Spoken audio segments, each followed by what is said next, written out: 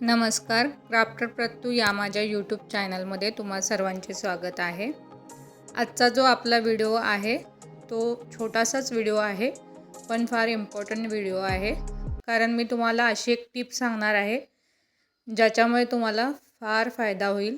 तुमच्याकडे पण अशा ऑक्सिडाइज ज्वेलरी असतील ज्या की गोल्डन कलरच्या, त्याचा कलर गेलेला असेल, तर ही टिप वापरून तुम्ही त्याला नवीन ज्वेलरी बनवू शकता। तुमच्याकडे फक्त गोल्डन कलरची नेल पेंट हवी आहे। जी माझ्याकडे नेल पेंट आहे ती थोडी शायनिंगवाली नेल पेंट आहे। पाहू शकता, पहिला जी ज्वेलरी होती ती एकदम असं ब्लॅकिश दिसत होती, पण मी फक्त सिंगल कोटिंग केलं तर एवढा फरक जाणून आलेला आहे। तर काय करायचं, आपल्याला डबल कोटिंग करून घ्यायची आहे ते ज्वेलरीला। आणि तुम्ही लक्षात ठेवायचं, थोडी शायनिंगवालीच गोल्डन नेल पेंट घ्यायची। आणि ही पण बघू शकता ज्वेलरी, ही पण अशी काळपट पडलेली आहे। याला पण मी कोटिंग करून दाखवते।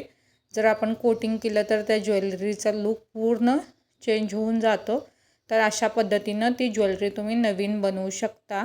हवं असेल तर तुम्ही ट्रान्सपरंटची नेल पेंट असते त्याचं एक कोटिंग चढवू शकता तुम्ही गोल्डन कलर झाल्यानंतर, नाहीतर आवश्यकता नाही।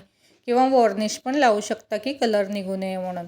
तर ही टिप तुम्हाला कशी वाटली ते मला नक्की कमेंट करून सांगा।